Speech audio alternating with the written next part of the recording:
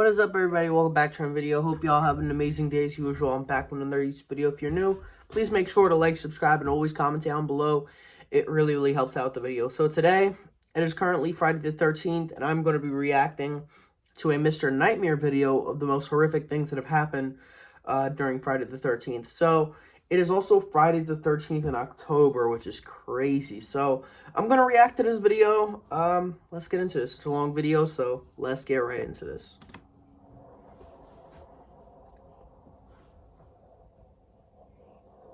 Friday the 13th has long been considered a date cursed with bad luck. It's largely been a date that people look at as an excuse to do scary-themed activities like binging scary movies. But this is the first year since 2017 that Friday the 13th falls in October. So for this video, we're looking at some of the most terrifying events that have actually taken place on the notorious day of bad luck.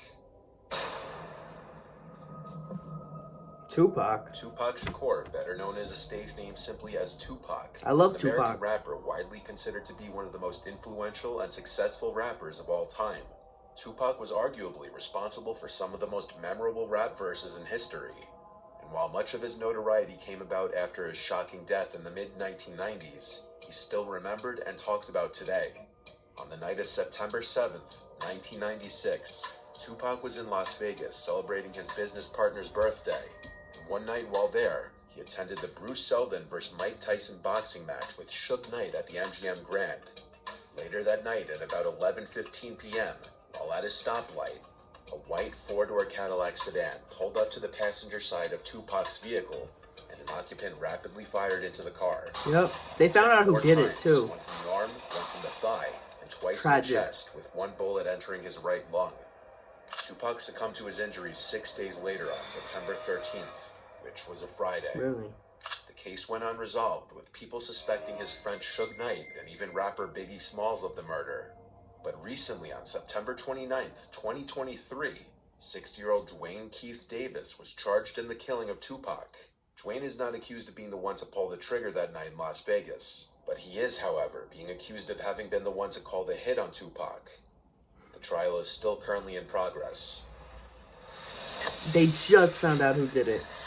Plane crashes. A lot of people refuse to fly on Friday the 13th. I don't like That flying, may come down to period. pure superstition among some people. There have been a few tragedies in the air on this day.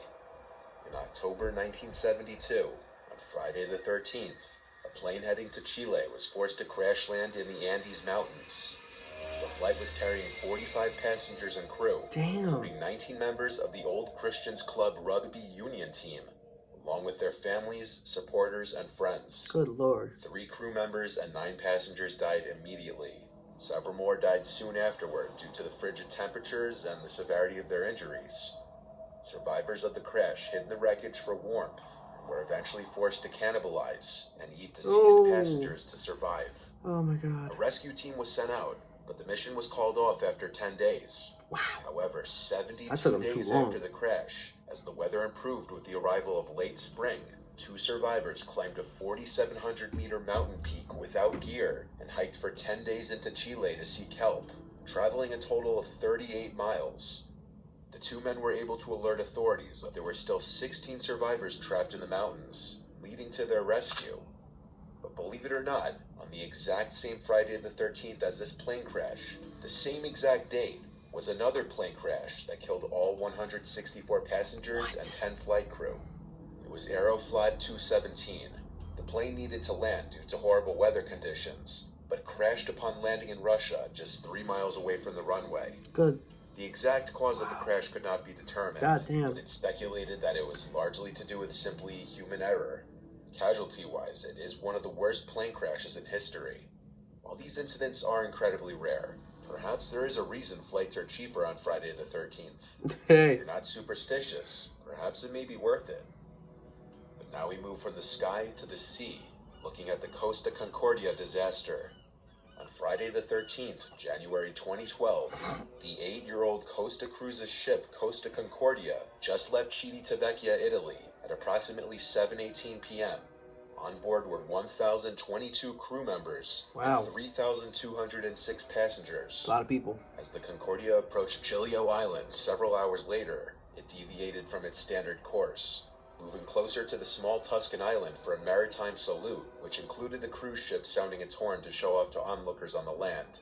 The Concordia had performed several in the past, but the area was known for rock outcroppings, and at some point, such a formation was noticed in the ship's path. Oh. Francesco Schettino, the captain, ordered a change in course, but allegedly, due to language issues, the Indonesian helmsman steered the boat in the opposite direction.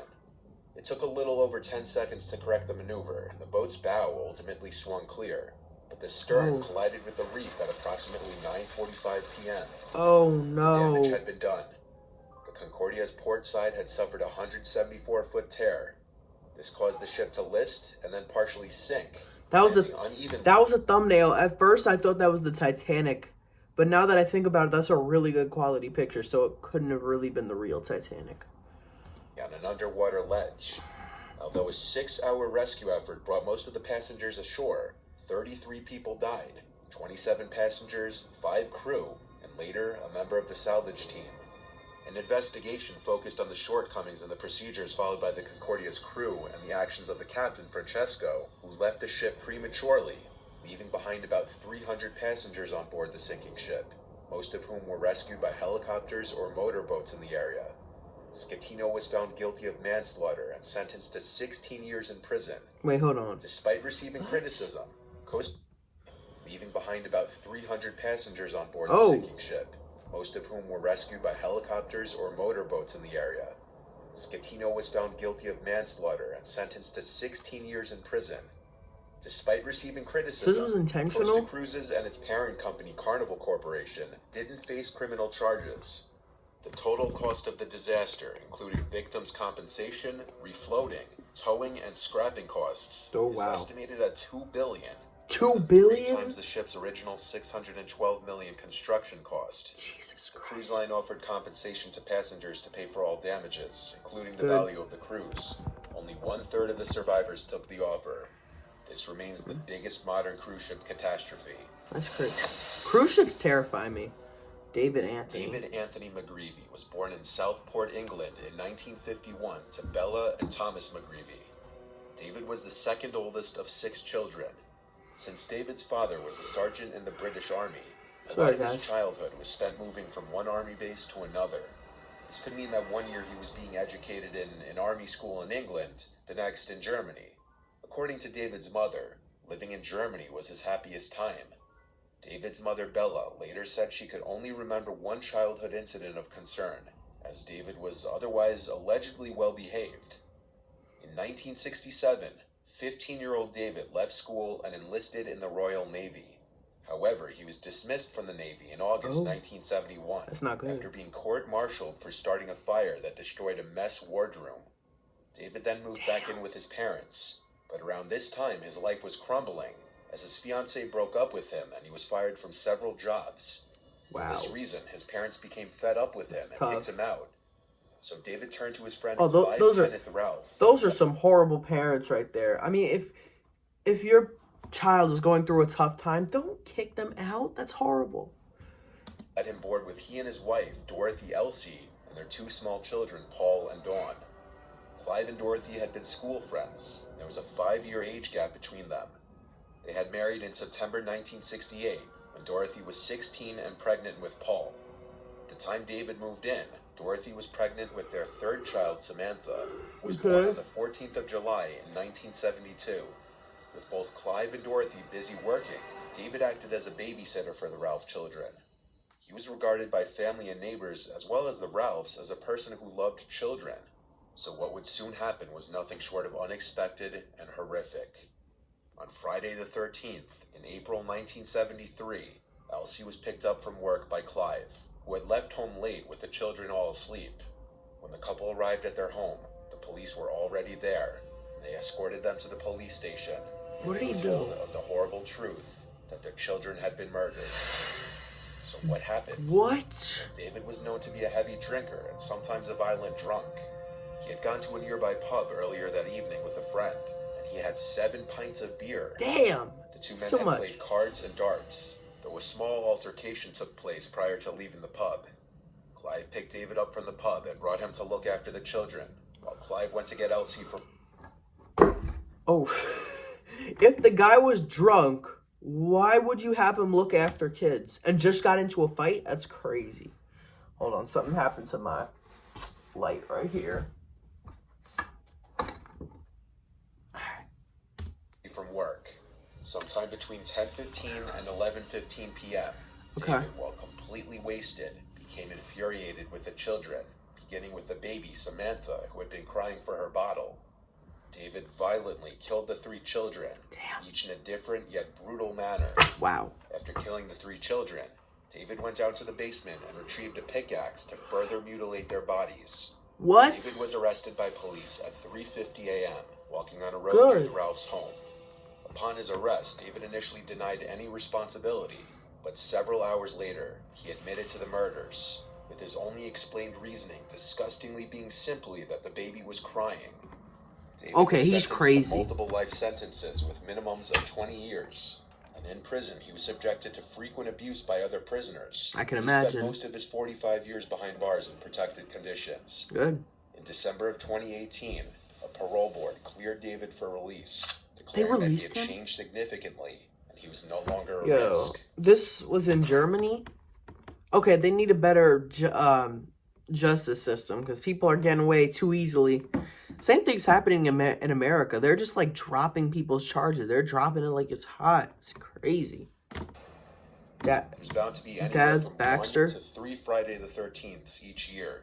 If you are superstitious and choose to be more low-key on this inevitable date in an attempt to escape any bad luck, you may end up like Daz Baxter. On Friday the 13th in 1976, Daz decided to just stay in the bed for the day to avoid anything bad happening. I just woke up from a nap. I'm sorry. Only to be killed when the floor of his apartment block collapsed under him. Oh. There's countless other stories and examples of misfortune and downright tragedy that's happened on Friday the 13th. That's bad. But this could be said for literally every other date on the calendar. At the end of the day, maybe it's just another day. Alright, that's going to wrap it up for today's video. Hope you guys enjoyed.